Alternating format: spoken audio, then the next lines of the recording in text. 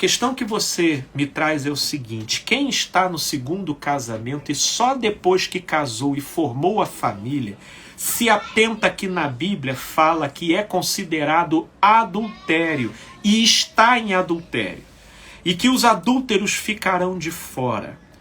Pede perdão ao Senhor. E mais, o que se deve fazer? Permanecer no casamento ou separar novamente e ficar só? O motivo para essa pergunta, para essa segunda separação, seria para não permanecer no adultério. Minha amiga, se você for pensar pelo crivo da lei, não é só adúltero que fica de fora, não. Você sabia? Deixa eu te falar uma coisa. Se for pelo crivo desse rigor e dessa sentença que você está aqui me falando, lá em Romanos, no capítulo 7, no versículo 1, diz o seguinte: a lei, ou porventura ignorais, irmãos, pois falo aos que conhecem a lei, que a lei tem domínio sobre o homem toda a sua vida. Toda a sua vida. Aqui nós estamos falando com relação a relacionamento. Mas não é só apenas sobre essa dimensão que a lei abarca. A lei abarca toda a dimensão da vida da pessoa. E aí, continuando, Tiago, o apóstolo Tiago, lá na epístola dele, no capítulo 2, no verso 10, ele cita o seguinte: pois qualquer que guarda toda a lei, mas tropeçar em um só ponto, se torna culpado de todos. Se torna culpado de todos. Aí, minha amiga, o que acontece? E por que Tiago fala isso? Porque ele diz o seguinte: porquanto aquele que disse, não adulterarás, também ordenou, não matarás. Ora, se não adulteras, porém matas, vem a ser transgressor da lei. Para onde esse entendimento leva a gente? Você está pensando na possibilidade de se separar para não se configurar como adúltera, na interpretação que você obteve no seu contato com a lei. Mas aí, se você faz esse movimento, você vai lá e se divorcia. Você acha que vivendo da lei, você conseguiu se limpar por inteiro? Você acredita que então você aí sim agora ficou redimida e livre de toda a atuação da lei? Porque a pergunta que você me faz, ela é clássica para quem ainda está vivendo na aliança de Moisés. E aí, minha amiga, se é nessa aliança que você vai querer viver, ao ponto de destruir essa segunda família, que a princípio eu estou entendendo ter sido a glória da segunda casa muito maior do que a primeira, tendo sido a primeira um desencontro de muitas imaturidades, mas agora você, mais exercitada, mais madura, conseguiu desenvolver um entrosamento mais diferenciado, e aí para poder cumprir a lei você vai terminar isso.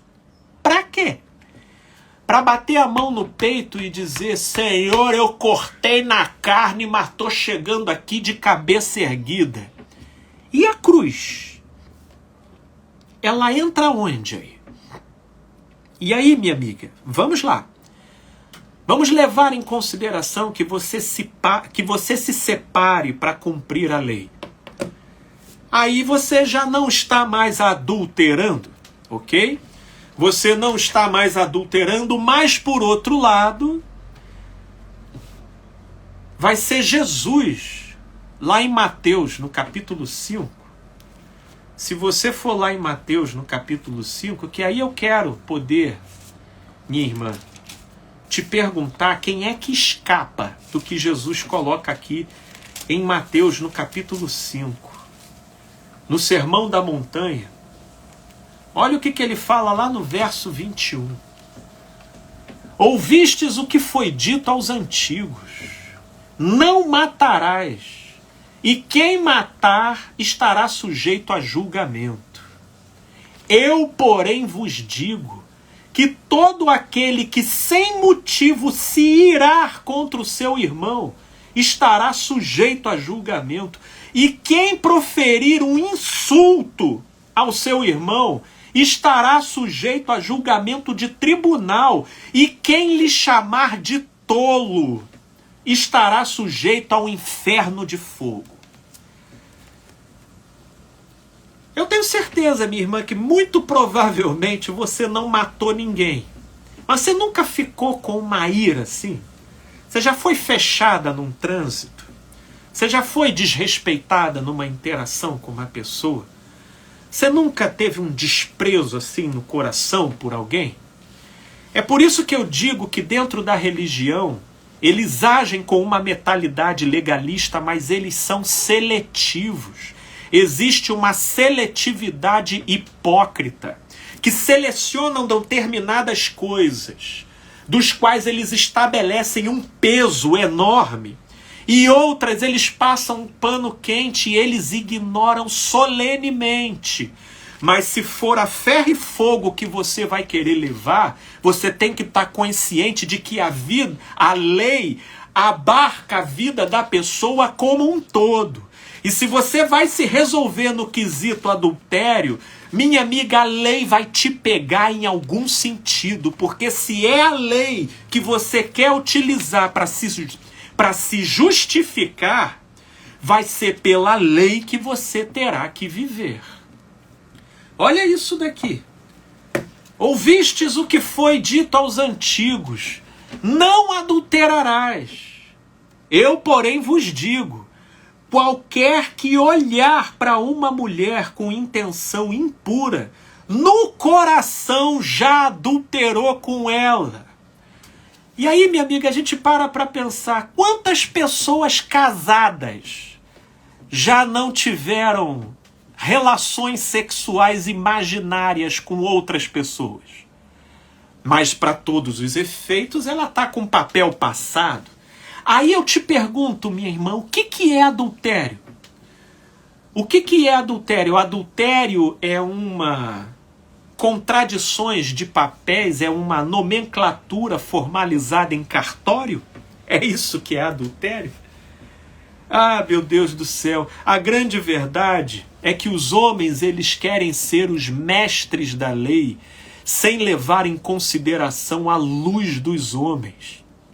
Porque Cristo veio cumprir a lei, não no sentido de negá-la ou de desfazê-la, mas no cumprimento da lei, Jesus veio revelar o sentido da lei.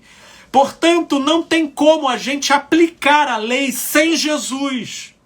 Porque se a gente fizer isso, a gente estará sendo hipócrita na maneira tendenciosa como a gente elege certas prioridades em detrimento de outras. Porque adultério não tem a ver com papel em cartório, tem a ver como que o coração se desvincula do outro, objetificando outras pessoas ao bel prazer do seu próprio egoísmo e da sua própria satisfação predatória e libidinosa. Portanto, minha amiga, você está num segundo relacionamento, e eu creio que isso seria apenas problemático se você não amasse essa pessoa com quem você está. Se você estivesse sendo falsa com essa pessoa com quem você está. Porque se não é esse o caso e você vai querer viver pela lei, teve um tempo atrás até que eu fiz um estudozinho, eu até imprimi ele aqui. Olha, você sabia que pela lei, minha amiga, pela lei, tá lá, em Levíticos 19, 27, você não tem como cortar o cabelo e nem mais fazer a barba. Você sabia, minha irmã? Mas alguém prega isso aí na igreja? Você já viu alguém pregando isso aí? Porque é aquilo que Tiago falou lá. Lembra lá o que Tiago falou? Pois qualquer que guarda toda a lei, mas tropeça em um só ponto, se torna culpado de todos. Se torna culpado de todos. Então tá lá em Levítico 19, 27. Não corta cabelo e não faz a barba. Tá? Não vai adiantar, minha amiga, você terminar esse casamento e cortar o seu cabelo. Você tá entendendo? Olha, não vai adiantar você terminar esse casamento e comer carne de porco. Alguém lá na sua igreja falou que carne de porco é pecado e que você vai ficar fora do reino se você comer? Porque está lá em Levíticos 11, versículo 7, versículo 8, né? Nada de criar animais de várias raças, nada de plantar vários tipos de planta. Você tem algumas plantinhas aí na sua casa, minha amiga? Se desfaz de tudo. Porque não adianta terminar esse casamento e você ter um poodle e um periquito dentro da sua casa, você entendeu? Porque senão você vai estar violando Levítico 19, 19. Minha amiga, não vai adiantar você terminar esse casamento e você, quando se menstruar, você sair na rua e encostar nas pessoas. Entendeu? Porque lá em Levítico, se eu não me engano, também no capítulo 19, mas leiam o capítulo 18 e 19 de Levítico. Cadê? Eu pensei que eu tinha anotado. Leiam o capítulo 18 e 19 de Levítico e vocês vão ver. Cadê? Isso aqui eu anotei. Essas coisas a gente tem que ficar respondendo, né, pros seletivos, né? Olha, em Levítico, no capítulo 15, do verso 19 ao verso 24, ok? Tá aqui, categórico e peremptório, tá? Se você andar e encostar, tudo o que você encostar vai ser impuro. E ainda no capítulo 20 de Levítico, no versículo 18, se você tiver relações sexuais, pode ser com seu maridinho de papel passado, conforme reza a cartilha da religião. Mas se você tiver relações sexuais menstruada com o seu marido, você fica fora do reino, minha amiga. Entendeu? E aí vai dando seu jeito, decora o livro de Levítico e vive isso aqui, minha amiga. Vive essa coisa insuportável aqui. Agora, se em Cristo a lei morreu, morreu no sentido da sua imposição, morreu no sentido do seu controle, morreu no sentido da sua condenação. Então, minha amiga, a nossa justificação, ela vem pela fé. A nossa justificação, ela vem pela fé. E se já é pela fé, e se é pela fé que a lei veio, olha lá em Gálatas. Gálatas 2, 21. Olha o que Paulo fala aqui. Gálatas 2, 21. Diz Paulo: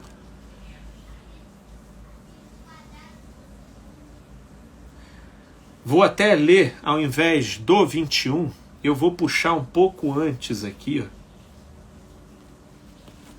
Ele dizendo: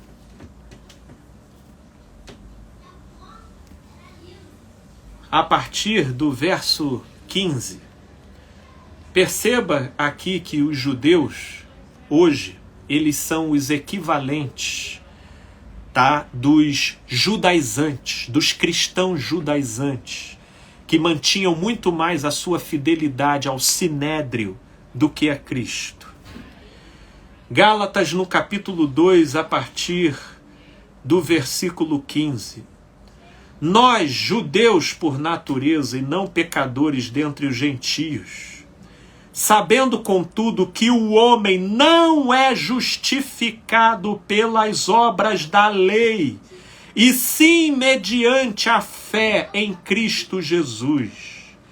Também temos crido em Cristo Jesus, para que fôssemos justificados pela fé em Cristo, e não por obras da lei, pois por obras da lei ninguém será justificado. E sabe por que ninguém será justificado? Porque é impossível alguém seguir ipsilíteris, esse critério estabelecido pela lei. Deus deu a lei para comprovar a insuficiência dos homens e poder desdobrar uma saudável consciência de dependência para com Deus, porque nós, por nós mesmos, não damos conta da nossa realidade. Por isso é que a justificação vem pela fé. E a lei, quando as pessoas acham que estão seguindo ela só gera presunção, arrogância, mas no final das contas essas pessoas estão sendo hipocritamente seletivas, elegendo determinadas prioridades e fazendo vista grossa de outras. Aquilo que Jesus denunciava lá em Mateus 23, quando ele fala sobre os escribas. Ai de vós, escribas, que sobrecarregais os homens com fardos pesados, além do que se pode suportar, e vós nem com um dedinho o tocais. É isso que a mentalidade legalista, presunçosa, literalista da religião leva as pessoas a oprimir as outras na vivência das suas relatividades e dos seus enganos sinceros diante de Deus. Mas Paulo diz aqui no verso 17: mas se, procurando ser justificados em Cristo, fomos nós mesmos também achados pecadores, dar-se-á o caso de ser Cristo ministro do pecado? Certo que não. Versículo 18. Porque se torno a edificar aquilo que destruí, a mim mesmo me constituo transgressor.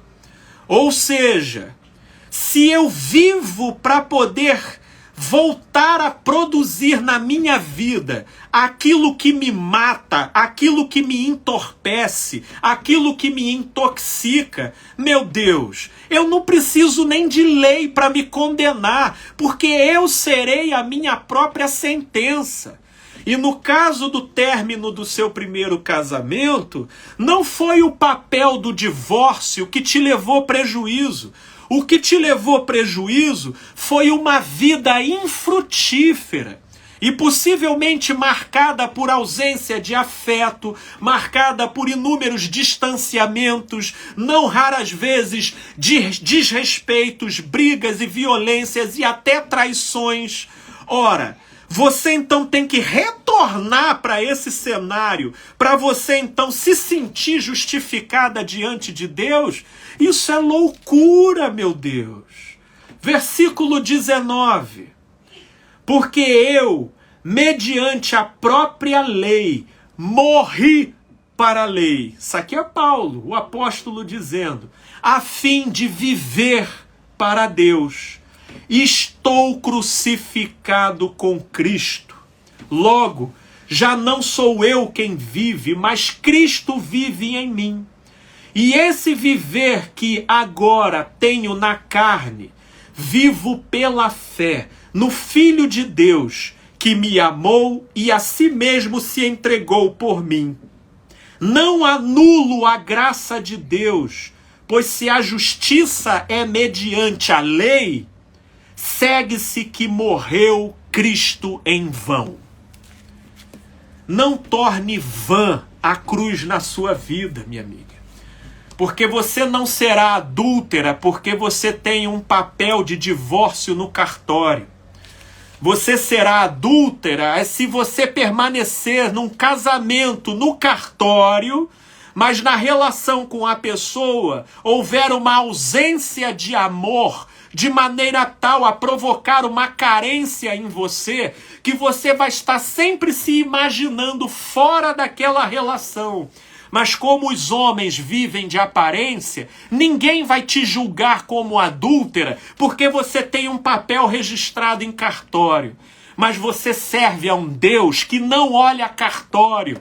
Você serve a um Deus que vê coração. Portanto, minha amiga, pare de se tratar conforme a ótica e os olhos da religião e assuma a sua justificação em Deus pela fé em Cristo Jesus, no qual estamos crucificados. Porque, minha amiga, Tiago, em quem nós começamos a ler a epístola dele, lá no capítulo 2, voltando aqui, ó, ele diz o seguinte, lá no capítulo 2,